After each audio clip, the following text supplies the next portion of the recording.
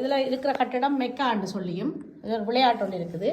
இந்த விளையாட்டு விளையாடி முடிக்க இதில் தோற்றவர்கள் நரகலோகத்துக்கும் வெண்டவர்கள் மெக்காக்கும் போகிற மாதிரியான விளையாட்டு. உண்மையிலேயே ஒரு மதம் சார்ந்த விளையாட்டு தான், ஒரு அழகற்ற விளையாட்டுன்னு சொல்லலாம். நாங்கள் ஏணியும் பாம்பும் போல தான் கிட்டத்தட்ட அப்படி ஒரு விளையாட்டு பெண்கள் விளையாடுறது. பெண்கள் வீட்டில் இருக்கிறதால வீட்டுக்குள்ளே விளையாடுற விளையாட்டு தான் இது. இது எங்களுடைய கைவினை வேலைகள். நாங்கள் பனை மரத்தில் செய்கிற மாதிரி இவை பால்மியை என்ற அந்த ஈச்ச மரத்தில் ஈச்ச ஓலையில் இதாண்டி எங்களோட அம்மா இதெல்லாம் நல்லா அழகாக செய்வாள். அதே போல் இந்த பாட்டி அம்மாவிலேருந்து செய்கிறா. இதெல்லாம் நாங்கள் கைவிட்டு போன கலைகள். இதெல்லாம் எங்கள் குழந்தைகளுக்கு எனக்கே தெரியாது செய்கிறதுக்கு.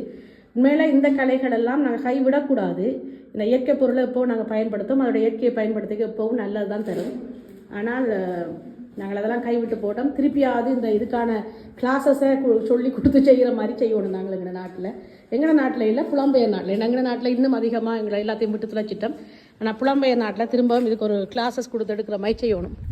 இது வீட்டில் இருக்கிற பெண்கள் தங்களுடைய கை வேலையை செய்யணும், கையால் அவர்கள் செய்யக்கூடிய வேலைகளை செய்யணும்.